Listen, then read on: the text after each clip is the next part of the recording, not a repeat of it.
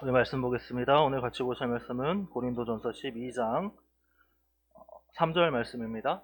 고린도전서 12장 3절 말씀. 제가 가지고 있는 성경으로는 277페이지에 있습니다. 고린도전서 12장 3절 말씀. 다 같이 합독하겠습니다.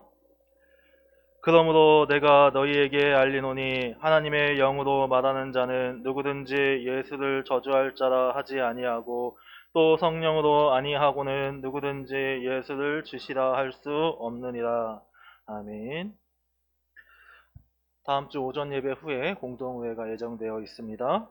매주 토요일 오전 9시 30분에 교회 청소가 있습니다. 이번 주는 1여전도의 주간으로 하는 청소 토요일이라고 합니다. 시간 되시는 분들은 나와서 같이 청소해 주시기를 부탁드립니다.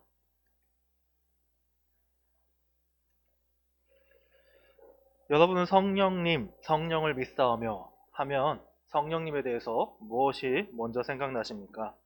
저는 은사가 먼저 생각납니다. 여러 은사 중에서도 방언을 먼저 생각하곤 합니다.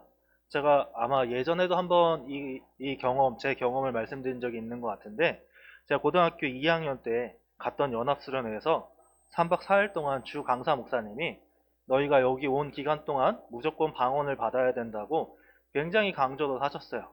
근데 그냥 강조하신 것이 아니라 강사 목사님이 사역하는 교회가 굉장히 큰 교회였는데 그 교회에서 방언하시는 권사님이나 집사님이나 성도님들을 다 모셔와가지고 방언 못한다고 하는 청소년들 옆에 귀에다가 자기가 하는 방언을 계속 그렇게 기도를 해주면 뭐 방언을 할 수 있다나 봐요. 저는 잘은 모르겠는데. 그래가지고 그렇게 막 기도해 주시는 모습이 굉장히 인상 깊었어가지고 그런 게 기억이 납니다. 근데 왜 저렇게까지 할까? 그때는 이해를 못했습니다. 그냥 좀 이상했어요. 어린 나이에 보기에도 좀 많이 이상해서 왜 그럴까 싶었는데 신학을 공부하면서 보니까 소위 은사주의라는 것도 다양한 은사들이 있습니다. 뭐 기적과 같은 치유의 은사라든가 예언의 은사라든가 다양한 은사들이 있는데 그 은사주의자들 중에서도 이제 방언에 특히 집중하시는 분들, 주로 오순절 교단이라고 부르는 그런 교단 중에서도 조금 더 좀 깊이 빠져서 신비적이거나 그런 쪽까지 가신 분들 중에는 방언 못 받으면 구원 못 받은 거라고 주장하시는 분들도 있더라고요. 네. 무조건 다 오순절 교단이 나쁘다, 뭐 순복음이 오순절을 대표하니까 거기가 나쁘다는 게 아니라 거기는 이제 성령을 강조하긴 하는데 근데 이제 방언 받지 않으면 구원 못 받았다 그러진 않거든요. 근데 어떤 데는 방언 못 받으면 구원 못 받은 거다 라고 주장하는 데도 있다는 걸 들어본 적이 있습니다. 근데 여러분, 그들의 말이 맞는 걸까요? 다른 게 아니라 그들의 말은 틀립니다. 분명히 틀립니다. 성경 어디에도 방언 못 받았다고 구원 못 받는다는 얘기는 한 군데도 없습니다. 그럼에도 불구하고 그들은 방언을 받아야 된다고 주장하는데 솔직히 여러분, 오늘날에 우리가 하고 있는 이 방언이 정말로 하나님이 주신 방언인가? 그것도 곰곰이 하나님 앞에 점검해 봐야 됩니다. 왜냐하면 귀신도 방언 줄 수 있어요. 귀신도 방언 줄 수 있고 우리 담임 목사님 여러 번 말씀하시는 것처럼 불교라던가 다른 종교에서도 열심히 기도하다 보면 방언처럼 들리는 기도 잘할 수 있습니다. 이슬람 애들 꾸란 읽는 거 보면은 걔네는 그냥 그 읽는 것 자체가 방언처럼 들려요. 언어 체계 자체가 우리랑 너무 달라가지고. 그렇다면 왜 그런 주장을 그들이 했을까? 이거는 이제 제가 정확한 건 아닌데 제가 듣기로는 이제 사도행전 2장에 보면 오순절에 마가다락방에 모인 120명 성도들이 기도하던 중에 성령에 임재하시잖아요. 처음으로 하나님이 성령님이 직접적으로 임재하셨을 때 그때 당시에 그 120명 성도들이 다 방언을 했다고 이야기하죠. 그 방언도 오늘날에 우리가 하는 방언이 아니라 당시에 다른 지역의 외국어를 한 건데 근데 그러한 방언을 했기 때문에 성령님이 임재하시면 방언을 하는 게 당연한 거다. 방언을 받아야만 한다. 그게 성령 임재의 증거다. 라고 이제 주장하신다고 들은 적이 있습니다. 이게 제가 정확하게 아는 건지 저도 잘 모르겠는데 일리는 있는 것처럼 들리기도 했어요. 그런 얘기를 들을 때. 그럼에도 불구하고 성경 어디에도 방언 받으면 구원받았다라고 이야기하지는 않습니다. 그리고 사도 바울은 은사주의자들의 그런 주장과는 다르게 오늘 본문에서 성령님이 함께 하시면 은사를 받는 것보다 더 귀한 고백을 우리가 할 수 있음을 말씀하고 있습니다. 그래서 오늘은 성령을 믿사오며 이제 사도신경에서의 그 한 파트인데, 거기서 성령님이 어떤 분이신지, 그리고 성령님이 어떤 일을 하시는지를 간단하게 살펴보고자 합니다. 이게 이제 제대로 살펴보려면은 한 5주, 6주 해야 되는데, 그렇게까지 길게는 못하고요. 그냥 짧게 간단하게만 성령님에 대해서, 성령님이 하시는 일에 대해서 오늘 살펴보려고 합니다. 자, 그러면 성령님이 어떤 분이신가부터 먼저 살펴보겠습니다. 성경에서는 성령님에 대해서 먼저 영이라고 기록됐다고 이야기합니다. 영, 시브리어는 루하흐 해가지고 바람, 숨, 호흡 그런 거를 의미하는데, 이게 하나님과 관련된 이제 단어로 쓰일 적에는 하나님의 영, 그래서 특별한 존재, 그런 걸 표함하는 단어로 쓰인다고 합니다. 그런가 하면 그 영에다가 성을 붙여서 성령이라고 부르기도 하고요. 홀리 스피릿. 그러니까 우리는 성이라고 하다 보니까 이게 이제 잘 생각을 못 하는데, 영어로 홀리 스피릿이 더 직접적으로 다가오는 것 같아요. 홀리는 거룩하다라는 뜻이니까. 그러니까 거룩한 영, 아예 거룩한 영, 하나님이 거룩하시기 때문에 그 하나님으로부터 나오시는 성령님도 거룩하신 분이시고, 우리를 또 거룩하게 만드시는 분이시기도 하시죠. 또한 하나님께서 선하신 분이시기 때문에 성령님 또한 선한 영이라고 불리고 기록된다고 합니다. 제가 앞에 적어놓은 5가지는 그 구약성경이나 신약성경에서 이렇게 기록되어서 성령님이 이름이 불리더라 라는 걸 이야기하는 거예요.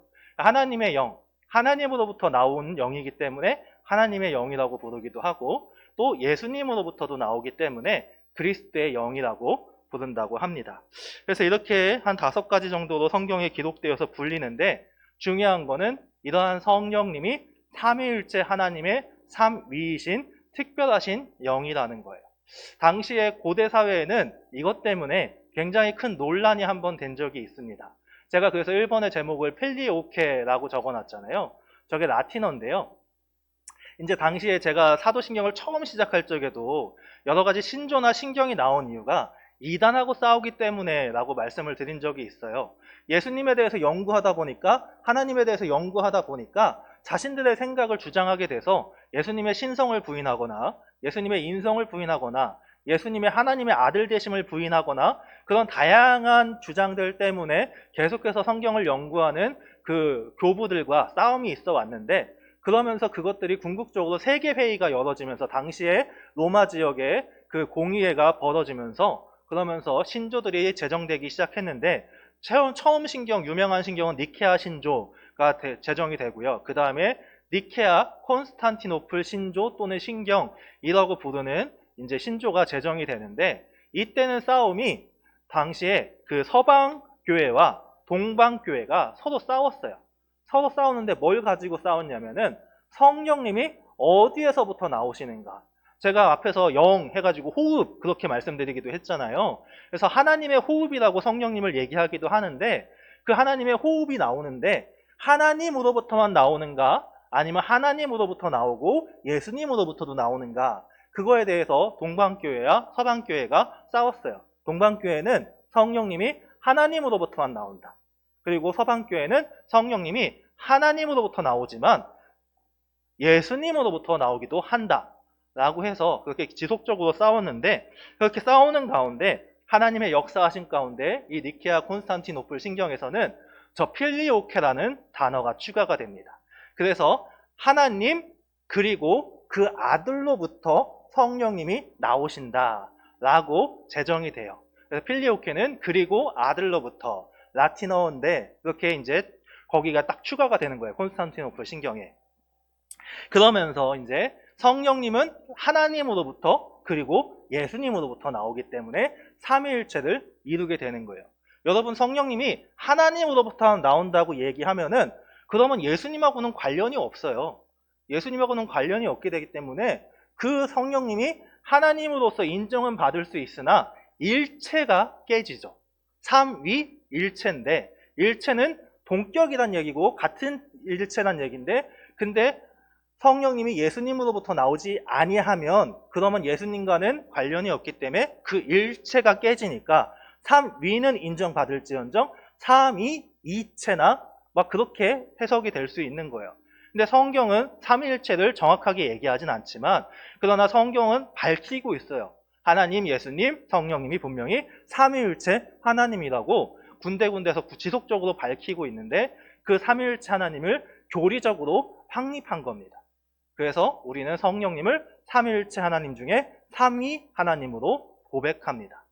그렇게 고백을 하게 되는, 그래서 성령님께서는 하나님의 영이시자 그리고 그리스도의 영이시자 성령님 그 자체도 특별하신 분으로서 삼위일체 하나님으로 우리가 고백을 하게 되는 겁니다.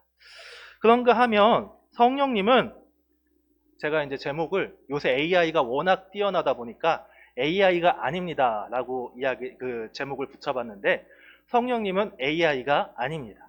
무슨 말인고 하니, 성령님은, AI는요 뛰어나긴 하지만 사람이 명령어를 쳐줘야 돼요. 사람이 디테일하게 명령어를 쳐주면 쳐줄수록 그 결과값이 굉장히 뛰어나게 나옵니다. 요새는 영상도 만들어요. 딥페이크 영상이나 그런 거 AI도 다 만들 수 있거든요. 그리고 요새 사람 목소리를 그 빅데이터로 모으면은 분간이 안 갈 정도로 비슷한 목소리로 노래를 부르게 만들 수가 있습니다. AI로. 그래서 저도 유튜브로 봤는데 TV로 보지 않았는데 싱크로윤가 해가지고 막 여러 가수들의 목소리, 가수들이 자기가 부른 노래 말고 다른 노래를 부르는데 그게 진짜 그 가수의 목소리인지 AI의 목소리인지 판별하는 그런 예능도 본 적이 있는데, 중요한 거는 그럼에도 불구하고 AI는 인간이 명령어를 쳐줘야만 해요. 그러지 않으면 그 결과값이 나오지 않습니다. 그런데 성령님은 그런 AI와 같은 도구가 아닙니다. 성령님은 하나님이시기 때문에 단순한 도구나 단순한 호흡, 그런 것이 아니라 하나님과 예수님처럼 신성을 지니신 분이십니다. 사도 베드로는 사도행전 5장에서 아나니아가 이제 하나님께 사기를 치려고 할 적에 내가 성령을 속이고 라고 말하고 있어요. 하나님하고 성령님을 동급으로 보고 있는 거죠. 동급으로 보지 않았다면 하나님을 속이고 라고 이야기했을 건데 성령을 속이고 라고 발언하면서 동격으로 보면서 그 신성을 이야기하고 있습니다. 그런가 하면 고린도후서 3장 17절에서 주는 영이시니, 이 말은 성령을 주로 부릅니다. 우리가 주인으로 부르시는 분은 하나님, 예수님. 근데 성령님도 동격으로 보면서 주인으로서 부름으로써 사도 바울도 그 성령님을 삼위일체 하나님으로 신성을 고백하고 있음을 우리가 알 수 있습니다. 그런가 하면 그렇게 이제 하나님과 동일한 신성을 지니신 성령님이시기에 성령님도 똑같이 영원하시며 똑같이 전지하시고 똑같이 전능하십니다. 하나님이 가지신 신적 속성을 성령님께서도 가지고 계신 겁니다. 그런가 하면 성령님은 다른 한편으로는 인격적인 특성을 지니고 계시기도 합니다. 우리가 예수님을 말할 적에도 신성과 인성을 이야기해요. 근데 성령님께서도 동일하게 신성과 인성을 가지고 계시는데, 다만 성령님은 예수님처럼 인간으로 태어나진 않으셨어요. 그러나 인간으로 인성을 가지고 있다는 의미가 무슨 말이냐면, 우리가 하나님을 볼 적에 공유적 속성, 비공유적 속성이 있다고 이야기를 합니다. 그래서 비공유적 속성은 인간은 가질 수 없으나 하나님은 가지고 있는 신성을 말하는 거예요. 근데 공유적 속성은 인간도 하나님이 허락하셔서 주셔서 가지고 있는 것. 그러한 인간이 가지고 있는 공유적인 속성, 인성적인 부분을 성령님도 가지고 계시는데, 예수님은 아예 인간으로 태어나셨죠. 그렇기 때문에 완전한 인간이시자 완전한 하나님이신데, 성령님은 어떤 인격적인 특성을 가지고 계시느냐? 일단 지성을 가지고 계세요. 지성을 가지고 계셔서 고린도전서 2장 10절을 보면 성령은 모든 것, 곧 하나님의 깊은 것까지도 통달하시느니라. 그러니까 하나님이 가지고 있는 지혜를 성령님도 가지고 계셔서 그 성령님이 그 모든 지성적인 것, 지혜를 다 가지고 있다는 겁니다. 그리고 앞에서 AI는 명령어를 쳐야지만 대답을 한다 그랬잖아요. 근데 그 AI가 명령어를 쳐야지 하는 대답과는 다르게 성령님께서는 자신의 의지를 가지고 하나님의 뜻에 따라 행하십니다.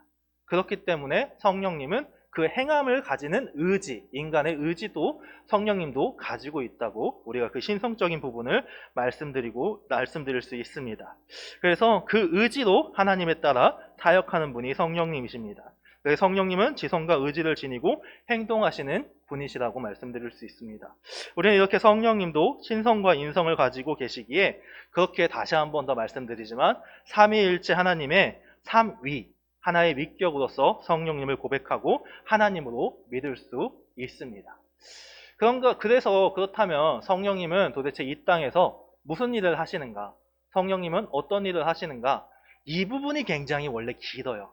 원래 1번, 2번도 작정하고 설명하려고 하면은 1번만 가지고 한 주 또는 2주 설명할 수 있고 2번만 가지고도 한 주는 설명을 해야 되는데 이 3번은요. 3번만 가지고 5주는 설명할 수 있습니다. 너무나 많은 내용이 방대하게 있어서 5주는 설명할 수 있으나 간단하게만 짚고 넘어가자면 일단은 일반 은혜는 믿지 않는 모든 사람들까지 해당하는 은혜입니다. 우리가 이 땅에서 살아가는 걸 의미합니다. 하나님이 날씨를 허락하시고 환경을 허락하시고 먹을 것을 허락하시고 마실 것을 허락하시고 잘 곳을 허락하시고 입을 것을 허락하시고 그 모든 것을 우리가 겪는 것을 일반 은혜라 그러는데 그 일반 은혜에서의 하나님의 섭리, 이 땅을 통치하실 때에 그것을 행하시는 분이 성령님이십니다. 그래서 왜 그렇다면 성령님이 이 땅에서 행하고 계시나? 하나님이 그 육신을 지니시고 우리 눈에 보이면 우린 다 죽거든요. 모세도 그래서 하나님께서는 말씀하셨죠. 내가 너한테 직접 내 그 육신을 보이면 너는 죽는다. 그러니까 성경에서 유일하게 하나님을 보긴 봤는데 하나님의 발등상만 봤다고 성경은 기록하고 있습니다. 너무나 거룩하신 하나님이기에 죄성을 지닌 우리는 하나님을 보면 다 죽습니다. 대신에 보이지 않으시지만 영이신 성령님께서 그 삼위일체로서 이 땅에 임하셔서 지금도 통치하고 계시고 구약에서도 통치하고 계셨다라고 성경은 이야기하고 있습니다. 그래서 일반 은혜에서의 하나님의 섭리를 행하신다면 특히 이제 구원론이라는 조직신학이라는 신학의 학문에서 보면요. 거기서 구원론이라는 파트가 있습니다. 인간의 구원이 어떻게 이루어지는가 그것을 살펴보는 파트인데 그래서 그 구원에 대해서 우리는 그냥 구원받았다고 이야기를 하기도 해요. 근데 신학적인 용어로는 구원의 서정 또는 구원의 순서 그런 식으로 얘기해가지고 구원받는 데 있어서도 단계가 있다라고 이야기하거든요. 그래서 근데 그 단계가 순서대로 이루어지는 건 아니고 동시에 이루어질 수도 있고 순서가 바뀔 수도 있고 그렇긴 한데 그럼에도 불구하고 우리가 구원을 받는다면 그 구원을 받은 자로서 해야 되는 경험이 반드시 있다는 겁니다. 그러한 경험들을 신학적인 용어로 여러분이 한 번쯤은 들어봤을 게 칭의, 이신칭의의 칭의나 회심, 우리가 회개하는 거, 회심, 그리고 하나님이 우리를 콜링하는 부르심, 그리고 뭐 중생, 성화, 견인 이런 등등의 단어들로 우리가 구원의 서정을 설명하는데 그 구원의 과정 가운데 성령님이 역사하시는 예수님이 아닌 성령님이 역사하시는 과정이 중생, 다시 태어남, 성화, 우리가 예수님을 닮아가는 거, 견인, 끝까지 우리를 하나님 곁으로 인도하시는 그 견인, 그것까지를 성령님이 함께 하신다고 행하신다고 우리는 그 신학은 성경은 이야기하고 있습니다.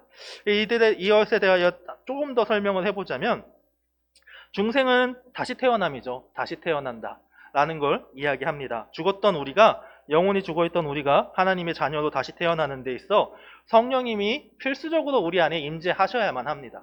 우리 안에 성령님이 함께 하셔야지만 우리의 영혼은 살아날 수 있고 하나님과 다시 관계를 맺어 나갈 수 있습니다. 그리고 우리가 그렇게 중생한 우리가 우리의 육신의 죄성을 이기고 예수님을 닮아가는 성화의 과정은 예수님을 닮아가는 거예요. 육신의 죄성을 이기고. 근데 우리의 능력으로는 행할 수 없습니다. 내 힘으로는 행할 수 없어요. 제가 자주 말씀드리는데 짧게는 행할 수 있어요. 몇 달, 몇 년, 진짜 지독하게 결단력 있고 의지 있으신 분은 십몇 년 하실 수도 있겠죠. 근데 뭐 하나 때문에 잘못해서 그게 상처를 입고 문제가 생기면 그 순간에 꼬꾸라집니다, 인간은. 한순간에 꼬꾸라집니다. 어디서 언제 어떻게 넘어질지 아무도 알 수 없어요. 그런데 그 꼬꾸라진 걸 다시 세우시는 분이 성령님이세요. 그리고 그 예수님을 닮아가게 만드시는 분이 성령님이세요.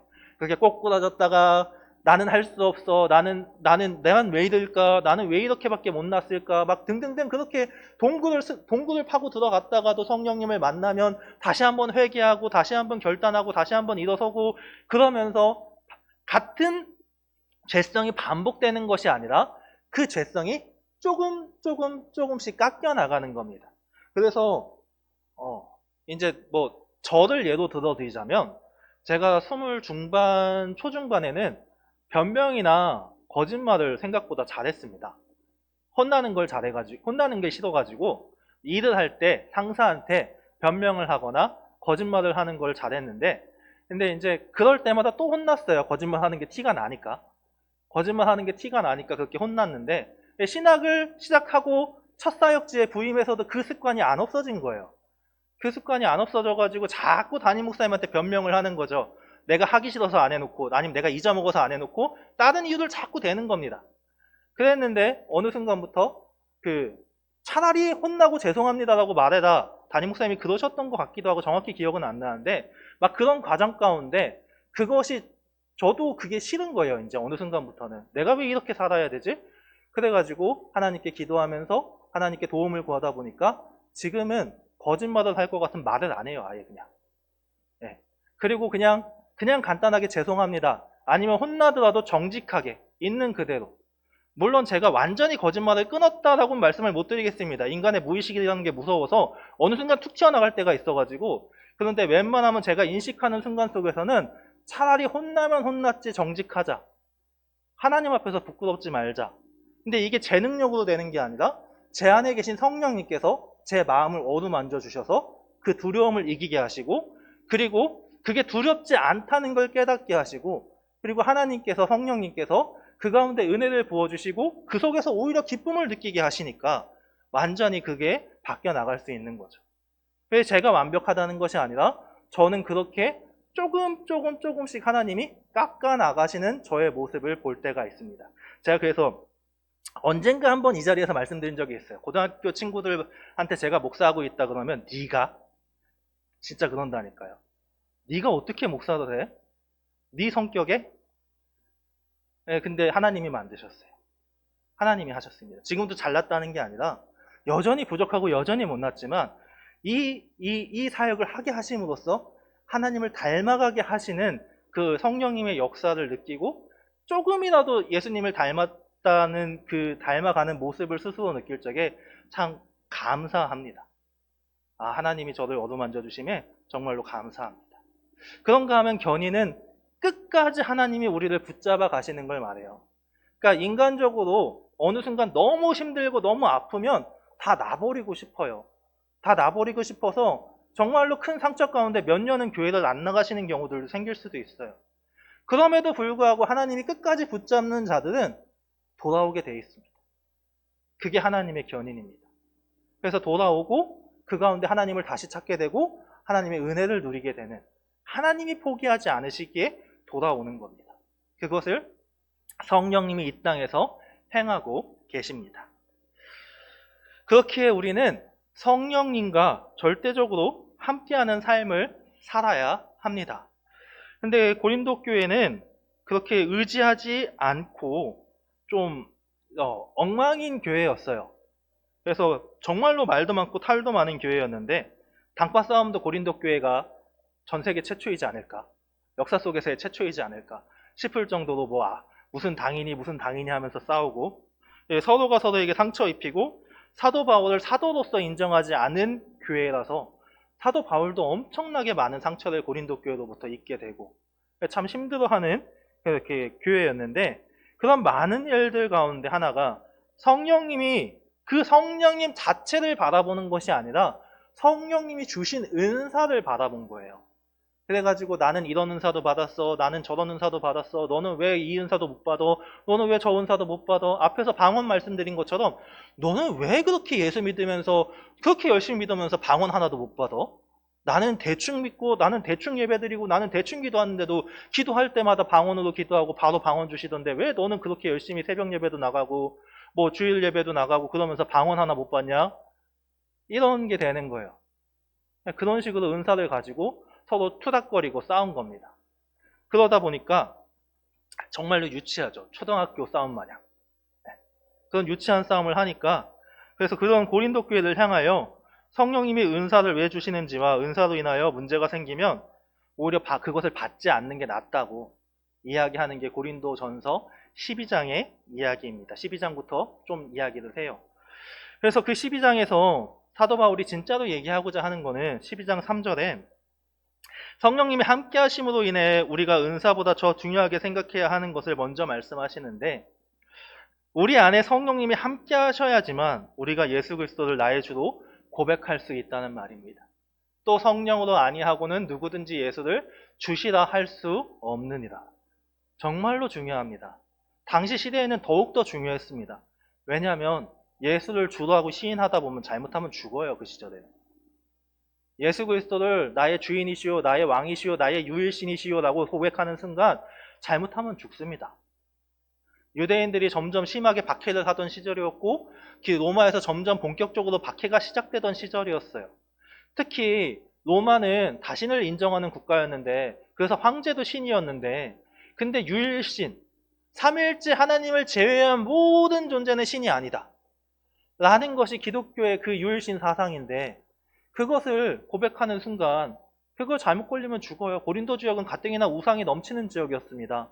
그래서 고린도 지역의 시장에 가면 우상한테 바쳐지지 않은 먹을 거는 찾기 힘들 정도로 우상이 넘쳐나던 지역이었어요. 오죽하면은 그래서 고린도 지역에서 누군가한테 상처를 주자면 아예 먹지 말아라, 그렇게 사도 바울이 이야기할 정도로 우상에게 바쳐진 재물에 대하여 그게 심각한 지역이었습니다.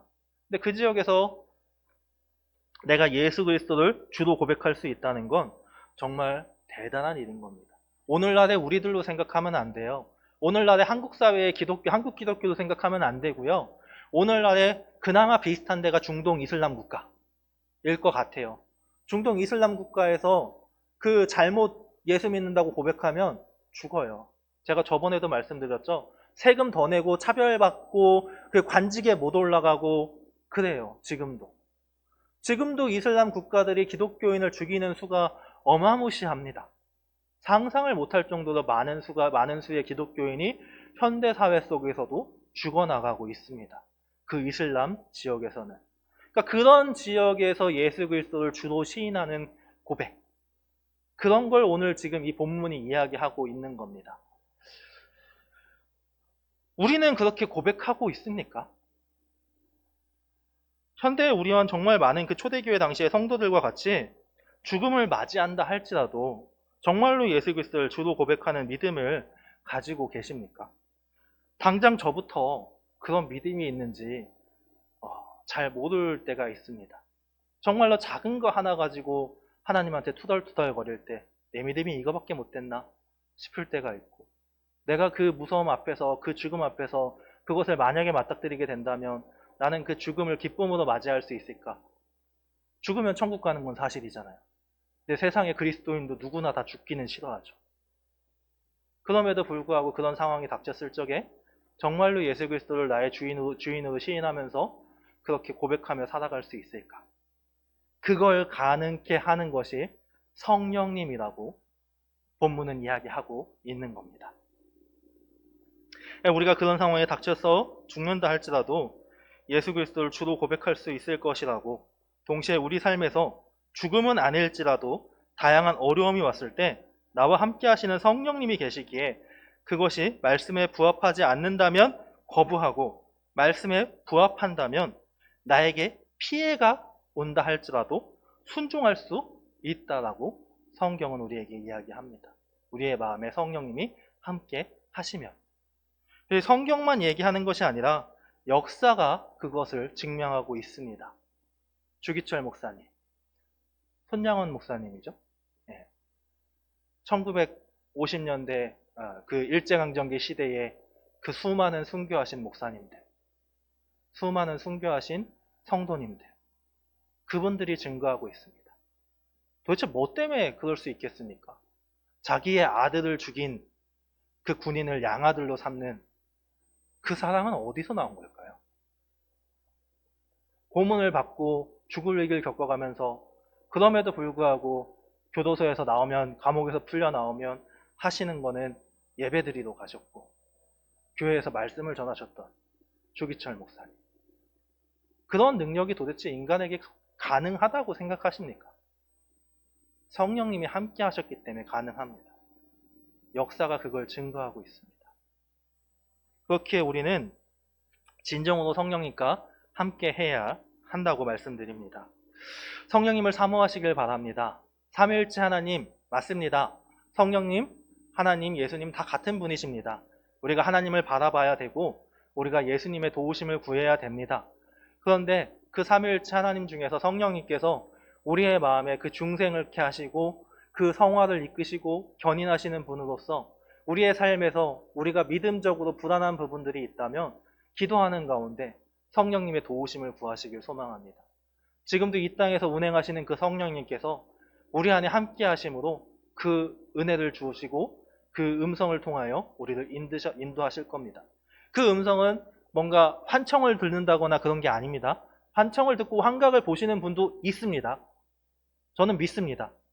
그러나 환청을 듣고 환각을 본다고 해서 그게 정말로 하나님의 음성인지는 또 모릅니다. 정말 긴가민가합니다. 인간의 능력으로는 그런 걸 분별해낼 능력이 없습니다. 그래서 말씀 보라고 하는 겁니다. 말씀이 제일 확실하니까요. 그래서 기도하는 가운데 성령님의 도우심을 구하면서 기도할 때 말씀을 통하여 하나님께서 우리에게 길을 이끄실 겁니다. 여러분 그런 경험 없으십니까? 간절히 기도하는 가운데 어느 날 문득 말씀을 좀 읽었어요. 평소에 말씀 하나도 안 읽다가도 정말 기도 열심히 하는 가운데 어느 날 문득 말씀을 읽어야 될 것 같아서 말씀을 읽었어요. 기가 막히게 2000년 전의 상황에 주신 말씀인데 그게 내 삶에 딱 맞는 말씀인 적 없으십니까? 저는 제가 게을러서 그런지 몰라도 하나님이 그런 경험을 겪게 하신 적이 몇 번 있습니다. 그러면 정말 감사합니다. 그리고 그 말씀대로 순종하잖아요. 해결이 다 돼요. 신기하게. 다 기가 막히게 풀리더라고요. 물론 저만의 경험일 수도 있습니다. 그러나 여러분한테는 여러분의 방식으로 하나님이 뜻하시는 여러분에게 뜻하시는 방식으로 하나님이 이끄실 건데 근데 말씀은 뺄 수 없습니다. 예배는 뺄 수 없습니다. 기도는 뺄 수 없습니다. 어찌하였던 간에 말씀, 예배, 기도가 기본이 되는 가운데 여러분에게 하나님이 뜻하시는 방법으로 인도해 주실 겁니다. 성령님을 사모하실 때. 그렇게 여러분이 올 한 해 그 성령님의 인도하심을 받아서 정말로 우리 교회 표어처럼 하나님 앞에 온전히 드려지는 자들, 놀라운 은혜가 넘치는 우리 동산교회 되길 간절히 소망합니다. 기도하겠습니다. 아버지 하나님 감사합니다. 주님, 그 성령님이 이 땅에서 우리와 함께 하심으로 우리가 그리스도인으로 살아갈 수 있음을 고백합니다. 주님, 그럼에도 불구하고 연약한 우리들은 그 성령님을 잊을 때가 얼마나 많은지요. 주님 기억해 하시고 사모하게 하시며 그 주님의 은혜 안에서 성령님의 음성에 귀를 기울여서 말씀대로 순종하여 그 놀라운 은혜를 언제나 누리는 우리들 될 수 있도록 주님이 붙잡아 주시옵소서. 감사드리며 예수님의 이름으로 기도합니다. 아멘.